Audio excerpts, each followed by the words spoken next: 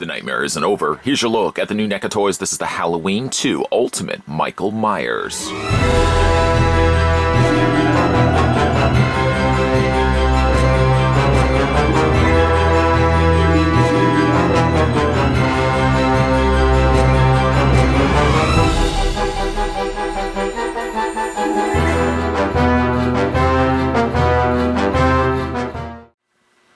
While Sheriff Brackett and Dr. Loomis hunt for Michael Myers, a traumatized Lori is rushed to the hospital, and the serial killer is not far behind her. Figure includes scalpel, knife, syringe, hammer, opening pumpkin, and 3 interchangeable heads.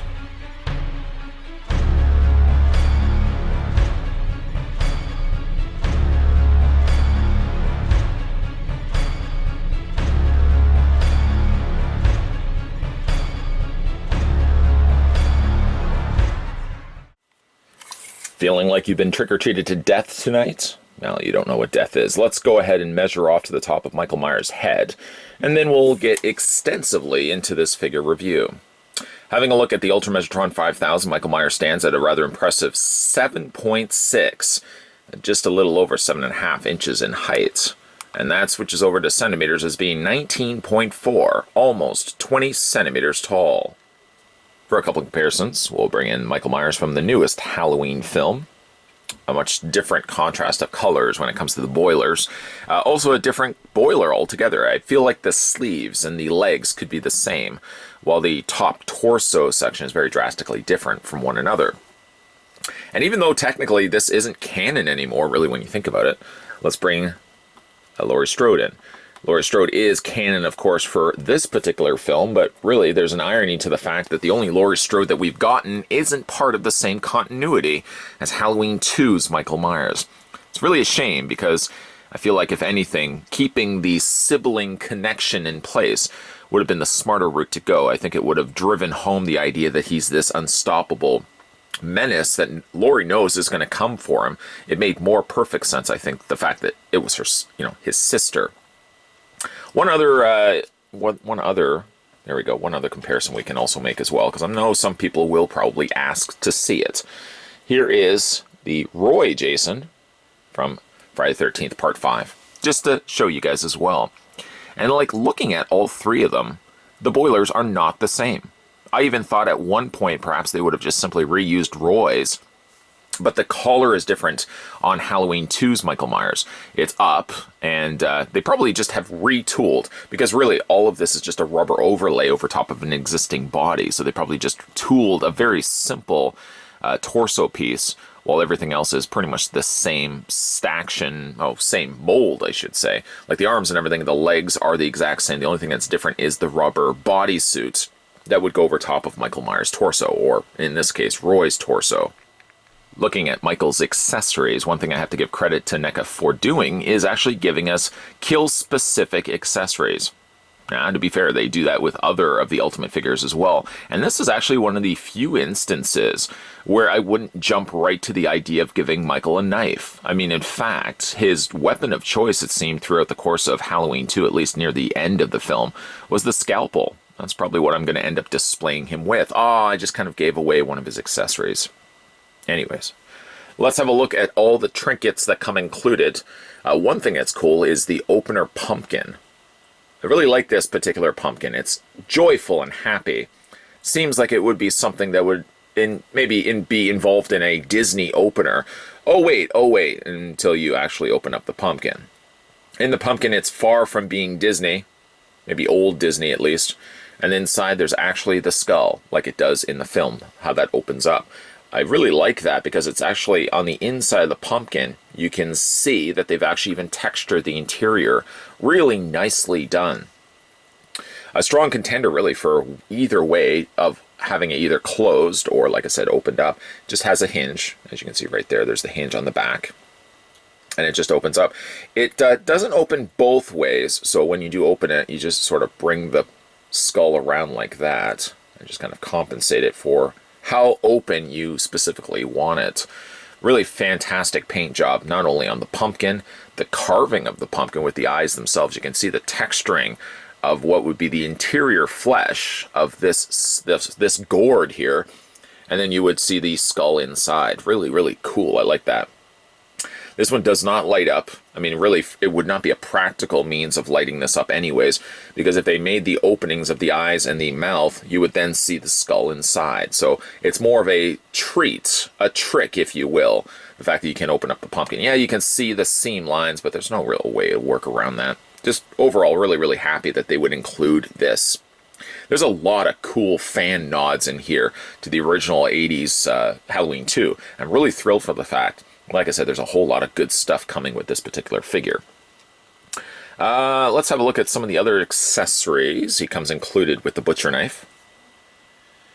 Alice Martin gets the knife. Not really, you don't see it so much as you just see kind of like the reaction. Comes with the knife. Always remembers that woman making the, I think it's the ham sandwich. "Want mustard?" Yelling to her husband in the other room. "You want mustard?" Really nice done on the knife.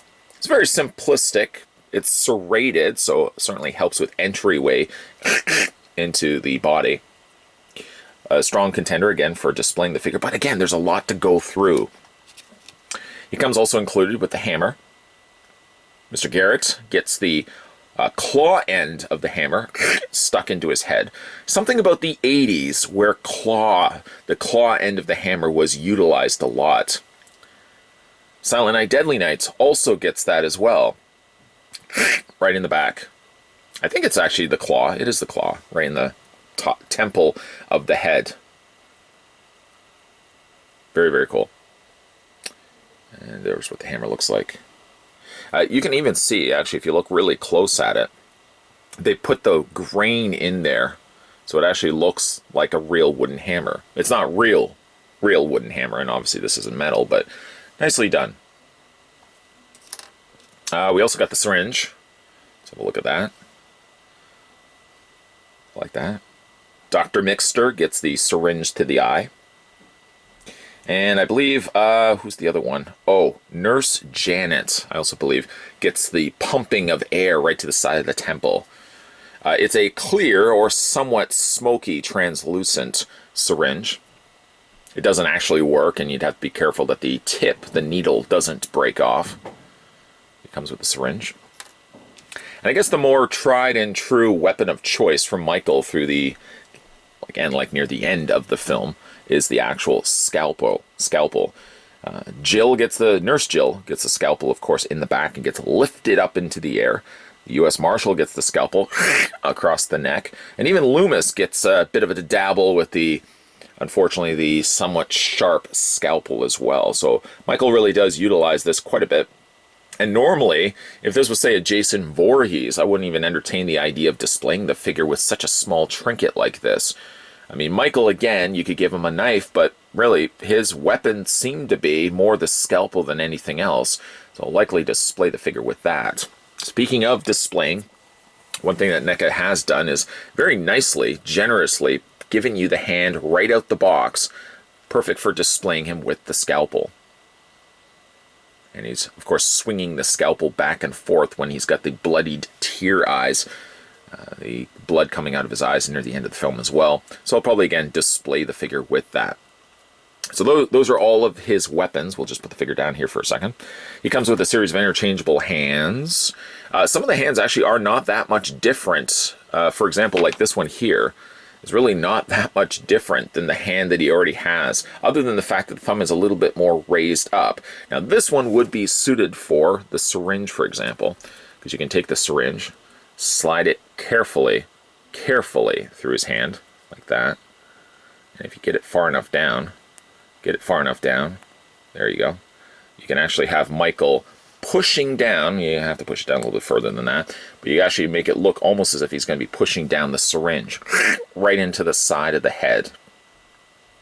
Lovely. He also comes with the relaxed hand, sort of a pairing partner to the hand that he's got on this side. It's actually, well, it's on the same side. But again, like, it doesn't make much sense why it specifically has to be so similar of a hand on the same side. It really should have been on this side so you could actually have had a pair of relaxed palms on both sides, but it ultimately is the almost similar enough hand. other than if you just look at the two. The thumb sticks out a little bit further out. That's it. It's not really that much different. I guess you could chalk this up to being a little bit more of a dynamic hand, but really it's not that much different from the one that we already have. So there's like a lot of similar hands. This one also is good for this hand, this side here, and ideal for holding like things like the knife or the hammer. So those are his hand accessories. Once again, put the figure back down. There's a couple more things to look at, and I assure you we'll get into the figure itself. Next thing we'll have a look at is Ben Tramer's head. Sadly, it's just his head until, of course, we put it onto the socket section of Michael.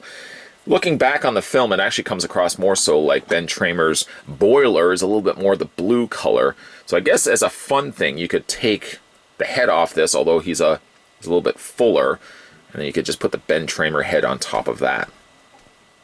I guess Laurie should have really gone out with Ben Tramer. Oh, he was so dreamy. What a hot date that certainly would have been. I'm here all night. It's interesting the fact that we would get a Ben Tramer like this in the film that has the lighter hair. And I don't know if it's just the nod to Ben Tramer that in Halloween, I believe it was 4, in the school, Michael appears out of nowhere with blonde hair. Not sure if that was a nod back to Ben Tramer's head. It's pretty much a very bright representation of Michael Myers. I guess some craftsmanship, a little bit of additional paint, and a whole lot of time. You could probably make this out to be a somewhat quasi-new Michael Myers head. Because again, we don't really have the first Myers from the original Halloween film from NECA Toys yet. At least of a newest variety. If you want to change out the head though, it's very simply a case of just grabbing onto the torso, wiggling the top of the head off, until finally it frees itself from the socket, and just replace it out with Ben Tramer's head, and just pluck it into place. This one's a little bit tighter to kind of get, there we go. It doesn't look as much like Ben Tramer because, again, I feel like the boiler is a little bit more blue in color, and certainly he does not have bullet holes riddled across his torso. I shot him 6 times, says Loomis. There are actually like 6 bullet holes on the front there. So, like, again, you could use this as a Ben Tramer substitute. I guess it would be a strong contender if you wanted to pick up more than one of these Myers. This would be a good Myers to get more than one because you would have 3 different head portraits that you can then display the figure with. Don't worry, we will get back to this one in a second as well. Wiggle this off once again, pop it off from the socket, and replace it with then the 3rd head. And this is, again, a head of one that I specifically would have wanted if we ever were to get a Halloween 2 Michael Myers. Again, it's just a really, really tight fit. Get that onto the socket section. Repeated times of doing this, by the way. The struggling, no, maybe not the struggling, but repeated times of putting the head into place will, of course, loosen up the hole on the underside of the head, allowing you to probably more easily, carefully, well, easily or at least, change the head out. Here is the bloodied eyes from the end of the film. Poor Loomis, eh? Just couldn't get those shots fired off, and it took only Laurie to fire off very accurate shots, I might add, hitting squarely in the eye Michael both times. And of course he had the scalpel swinging back and forth. There are the 2 head portraits. There's not that much different. I know, there's obviously the blood trickling down from the eyes, but other than that, there's not that much different between the 2 head portraits. Likely, I think, when it comes to displaying the figure, I'm probably going to go this route versus this route, but I probably will find myself picking up a second just so I could actually have both represented. Got to represent Michael Myers after all. So let's go ahead and pop this head off because I really want to spend my time looking at the other one. Just wiggle that off, wiggle it off. Oh, just before we do that, just want to show you the discoloration on the side of Michael. The sewing needle, right on the side of the neck there, on both heads. Moments after the ending of Halloween 1, Halloween 2 would have taken place. So I'm glad that they kept all of that stuff consistent, both in the film and in the figure. And we'll just put that back in the head or onto the socket. So let's have a look at Michael Myers. Man, oh man, it feels so good to be getting brand new Michael Myers figures from NECA Toys. Licensing, of course, permitting, will determine whether we will get more Myers figures. There's obviously reasons why we don't have the original yet in play. They probably have to tie up loose ends and, get all that stuff worked out legality-wise so that they could actually give us a true Michael Myers. You can see that he has been shot. Now, it's depending on your personal preference if this is the original shots fired from the very end of Halloween, or if these are the shots fired to Michael Myers at the end of Halloween 2. I believe in the first one, though it sounds like 7 shots. Apparently, Michael, according to Loomis, was shot 6 times, then shot another 5 times later into the film. But if you count the bullet wounds of the entryways, there's 1, 2, 3, 4, 5, and 6. There's exit ways as well, but there's only seems to be 4. Unless you want to chalk that up to the ones that exited near the end of the film. I like the fact that at least they put in the bullet wounds, and at least they're not simply just painted in. They've sculpted those in to the location points all across the boiler. Again, he's got the higher collar, so again, we can bring in the original Michael Myers. Well, not the original, but the one from the newest Halloween. He does have the higher collar. This one also has the pocket flap, so you can tell it's not the same figure. But the arms are the same, the legs are the same, and even if you look at the boots are marginally different from one another. They do look like they are a little bit different. This one's got a higher heel and higher sole. Other than that, they do look very similar. But the legs and the arms most definitely are carbon copies to one another. And because, again, this is just a rubber overlaid suit, it's a softer plastic, this is probably a lot easier to produce and just kind of, like I said, reuse the molds on both.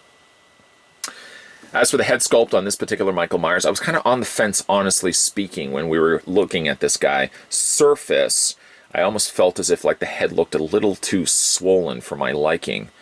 Now, understanding that this is the original Michael Myers mask carried over from the first Halloween film, now worn by stuntman extraordinaire Dick Warlock, who was also in Halloween 3. Those robots with the orange juice, it was always like concentrated orange juice blood. But he donned the infamous mask for Halloween 2. I thought he did a stellar job, very robotic-like with the way he walked and, of course, walked throughout the hallways there, but I think he was a good candidate for a different take on Michael. Certainly the stretched out mask, the mask did look a little bit more, I don't want to say decayed, but definitely looked a little bit more decayed than what we're seeing here with this figure. I think NECA kind of scaled it back a little bit, didn't get too excessively crazy with the paintwork on it to give it as much the wear of the latex as what it would have had in the actual film.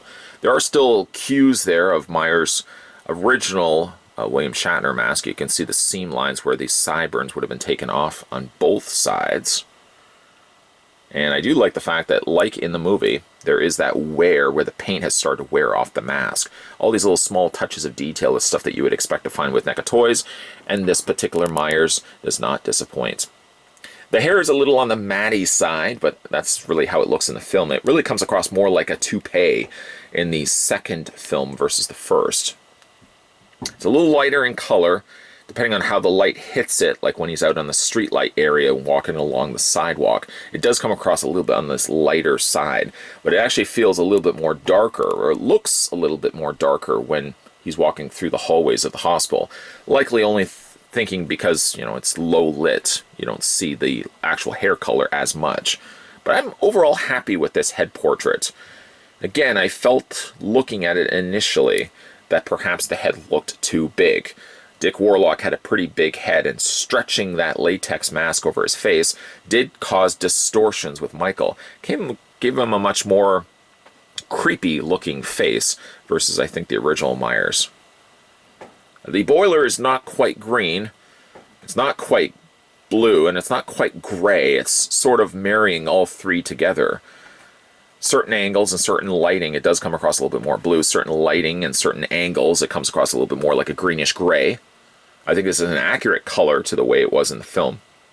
I think if this figure was released back in the day, it would have either been released in a very navy blue, or it would have been released in like a very dark gray. And I'm glad that it's almost that a blessing that sometimes toy companies release figures later into the years, because then they can perfect the perfect coloring, as I feel like this is a good coloring for Michael Myers. His hands aren't completely grimy or dirty. There's one of the hands right there. They come off the pegs quite rather easily, actually. So one thing is, if Karen, Nurse Bailey, is sucking away, nibbling away on Michael's thumbs, I think she won't fare as bad as she did in the film. I can imagine those are just being gnarly, disgusting hands, putting your lips all over that. But overall, just really happy with how this particular figure turned out. As I said, this is a softer plastic, so it does conceal all the joints rather nicely. It still sort of resorts to the infamous Myers diaper, which is just something that is unavoidable right now. I mean, I guess they could seam this off and then have no articulation, but then people would want articulation in their figure. Like, at the very least, a little drastically, yes, but at least you could have Michael Myers walking. So let's have a look at this guy's articulation. His head rotates all the way around. It hinges up and down. Might I also say I'm glad the fact that NECA Toys and other companies are getting away from using that bulbous ball joint. The cylinder post works so much better. You can still get a ball joint working from it, but it makes taking the heads off a whole lot easier. As for the shoulders, they hinge outward, and you can rotate them all the way around. Bend at the elbow, a bend again at the elbow. He has a double hinge happening there. And he also has rotation on whatever hand you decide to put in those posts. He doesn't necessarily have a waist swivel because, again, all of this is covered up in plastic. The legs split out to almost a full split. You can move the leg forward. There's the undersoles. You can move them back.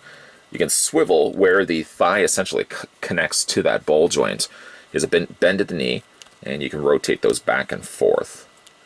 Then when you get to the feet are on their own independent hinges. The hinges serve somewhat like a ball joint. They're pegged at the top and actually more so hinged right here. So you get the full range, and you can also get yourself an ankle pivot. So depending on how you want to display the figure, not that you're going to be getting into any gymnast poses particularly with this particular figure. At least, at the very least, you can get Michael in some pretty posable positions. Of course, all the way while he's stabbing and getting to his little sister, Laurie Strode. I guess she is his older sister, or younger sister. But certainly, if he is going to be stalking her in the hospital, you would want the figure to be, at the very least, very posable. And thank goodness this particular figure, like all the other Ultimate figures, is super posable. It's a nice treat to finally get ourselves Laurie's older brother, Michael Myers, here in plastic form. Yes, I do have to stress, older brother. I don't know really what happened at the end of that review. Boy, oh boy, that just fell apart. Had a bit of a brain fart. Don't worry, I'm not going to have to, hopefully, cash in my Horror Fan Collector's membership card. Hopefully I can redeem myself in future videos. But it is nice, nonetheless, that we get the older brother, Michael Myers, here in plastic form, and still part of the original continuity. And of course, that is before it spirals out of control with Halloween 4, and then, of course, Halloween H2O kind of retcons that.